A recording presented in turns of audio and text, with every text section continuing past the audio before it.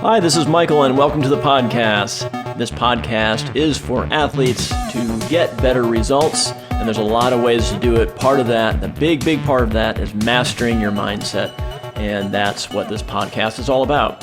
So it is just after Thanksgiving 2022, and I'm thinking about the holiday season, and I was thinking about this today, and what really came to mind was this idea of seasons.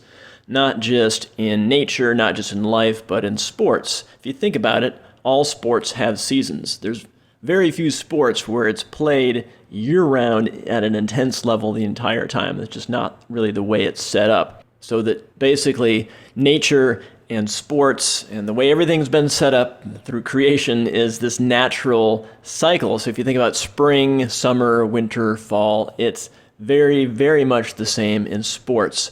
But what I decided to do is break this down more into three stages or three cycles, and I call it growth, stasis, and atrophy.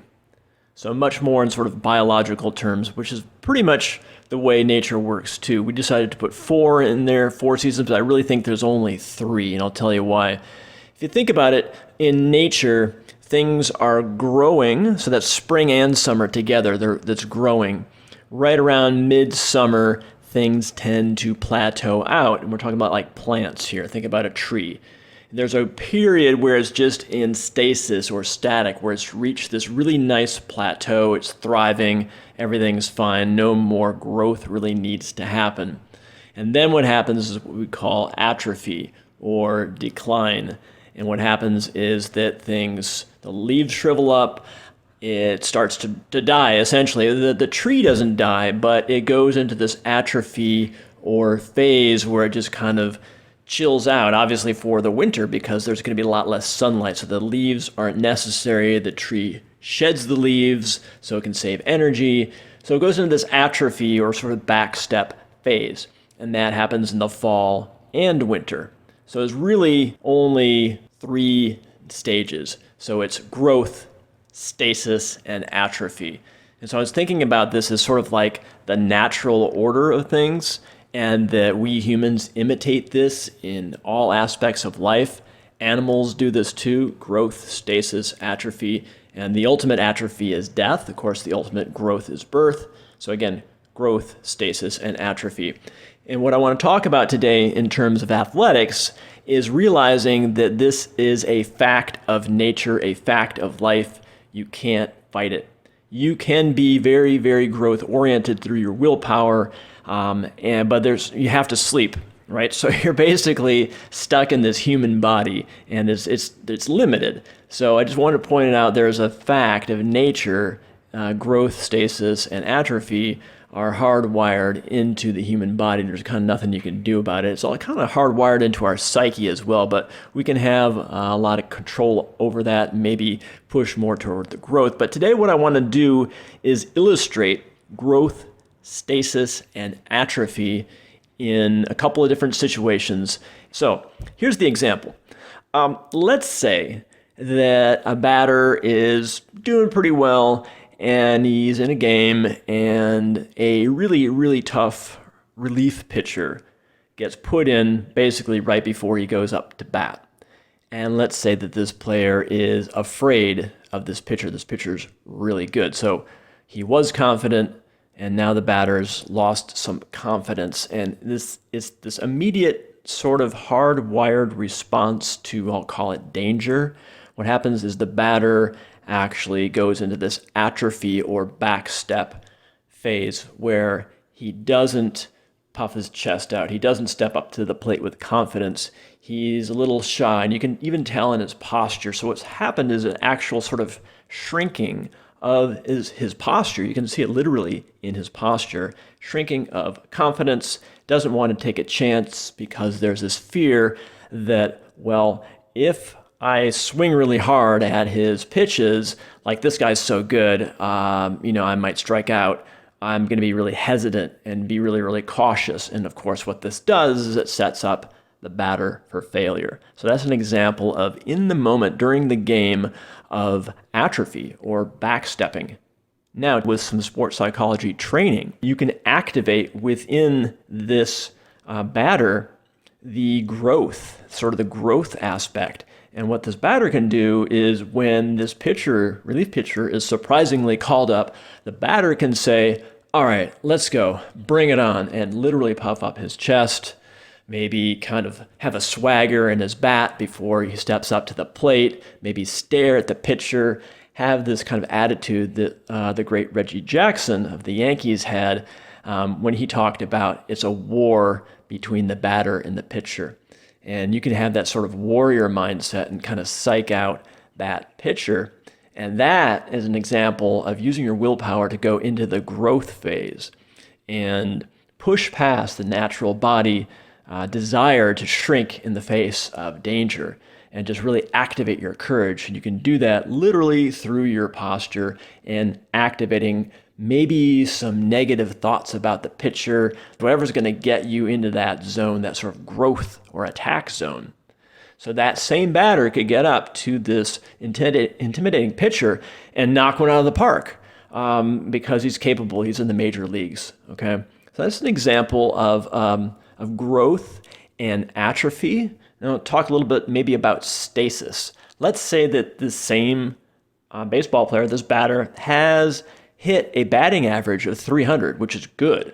And this batter looks around at his peer group. And remember that our results are really based on the expectations of our peer group. One way to level up your results is to get around a peer group that makes you uncomfortable, that pushes you, that has a lot better results than you.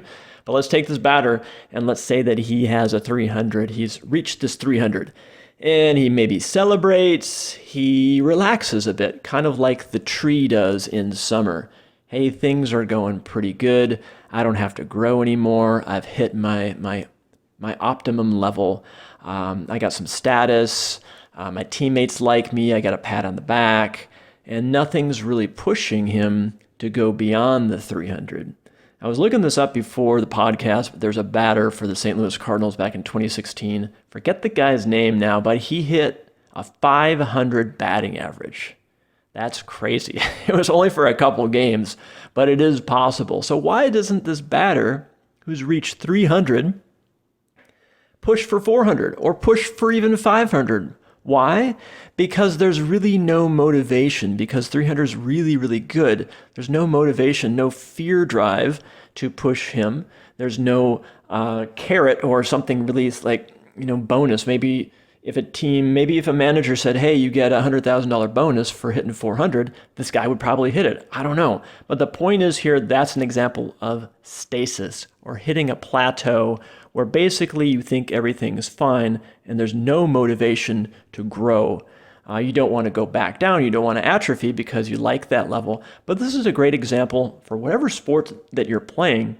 If you're getting good results and if you're at a level where you're proud of, that your peer group thinks that you're great, and there's really no motivation for you to put yourself in tougher situations, put yourself in situations where you're going to lose so that you can grow, right? So if you're at that plateau level, be careful. Don't get too comfortable there. Reach for the stars, reach higher. And the way to do that is to, again, like I said earlier, get around a peer group that is getting a lot better results than you, and that you might be really embarrassed at first, but these people are going to push you to greatness, really. Another way to do it, to get beyond that plateau, is to think about what your higher purpose is for your sport. Like if somebody point blank asked you right now, why are you doing your sport? Could you tell them? I mean, maybe it's, I don't know, it's fun, I like it, I like the fitness. Like, that's cool, but unless you have like a compelling answer to that that's going to inspire people or make them emotional or make you emotional, I would really encourage you, if you don't have an answer to that question, why do you do your sport, and it's not profound, you really want to think about that. You want to write out, brainstorm on paper some ideas of why you actually do your sport. And if you start to get to reasons like, it is setting example for others of, here's my journey where I came from really, really lack of fitness to this amazing physique. Like maybe I could tell that story. And in telling that story, I'm going to inspire hundreds of people. And those hundreds of people change and inspire hundreds more. And there's this ripple effect. And if I don't tell my story and if I don't keep on doing my sport, then I'm not making the world a better place. Like if you can think on that kind of a level, like there's that famous Joe DiMaggio quote where this reporter asked him, why do you keep playing this game? Like what inspires you? And he said, every single day when I'm in the stadium and there's thousands of people there, there's one kid, one new young baseball fan who's watching me play for the very first time ever. And I owe it to that kid to give it my best, right? So think about like some kid in the stadium watching his hero and, he strikes out 3 times. The kid's gonna be like, oh man, Joe DiMaggio, I thought he was great. So what Joe DiMaggio did is he upped the stakes. He moved it beyond himself, and he's like, I got to perform. I got to inspire this kid because that kid's going to inspire other kids. And again, this ripple effect, right? So that's how you can get out of that plateau state or stasis. Okay, I want to give you another example of basically this batter again. And here's what it is. This is where we get into the growth, the natural kind of growth or attack phase. Let's say that this batter he's batting 250. He's on a roll. He's cranking some homers, and he's getting kudos from his teammates. And so, but he hasn't hit 300 yet, and he has it in his mind that like, if I hit 300, I'm going to be great. And so he just really pushes himself. And there's this internal belief system which says, I'm on a roll. I'm getting confidence. I don't really feel that I'm going to be great until I hit the 300 number. Like for some reason, that's his belief. And that's going to drive him internally in his belief systems that 250 is not good enough. And he's going to get the external kudos from his teammates. And he's going to feel this high of momentum of being on a roll. All of that is going to drive him toward growth.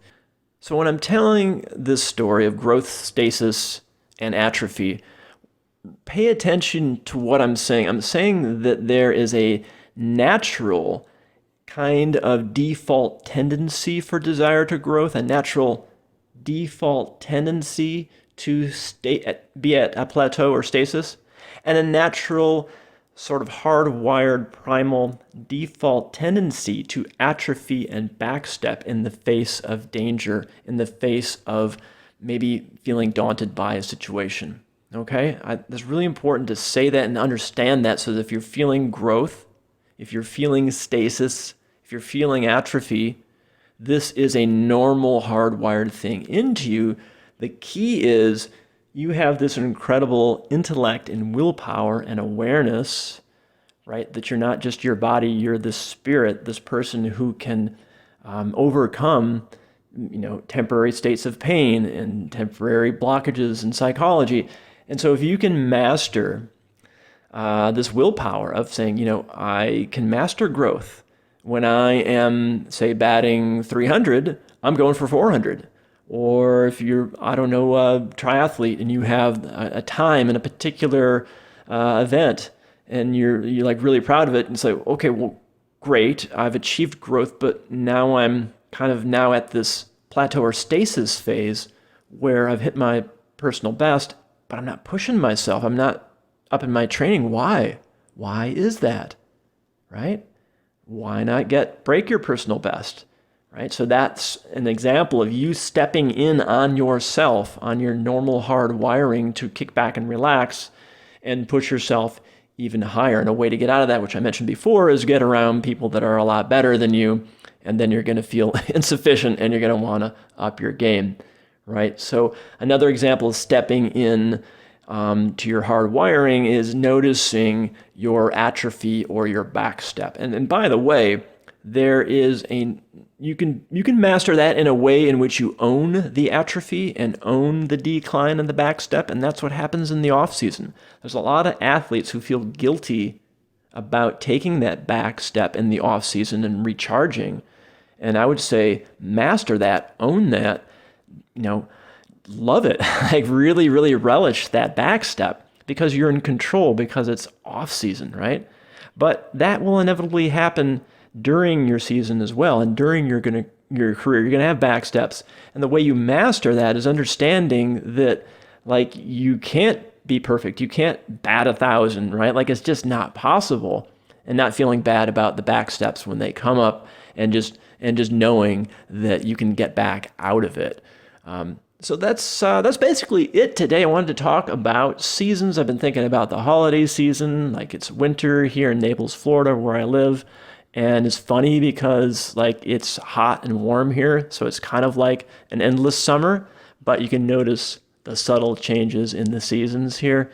So again, growth, stasis, and atrophy is the way the earth is set up, the way nature's set up, the way the seasons are set up, and the way that your body's set up, and the way that we've been kind of psychologically wired to believe that that we have to obey these natural, default, primal urges of growth, stasis, and atrophy. Yes and no, right? So it's like some of it's natural, like you got to sleep, and that's atrophy backstep. That's like recharging, right? But a lot of it is just realizing like where are you and what's possible for you. Can you grow more? If you're in a plateau, can you push yourself? If you're feeling like a backstep, notice that, hey, you're only human. Sure, give yourself some grace, but then get back into it. Find a coach that can get you out of that funk, right? And get back to it. So go to michaelceely.com, check out my services there, and I'd love to talk to you. All right, everyone, please be well. Thanks for listening.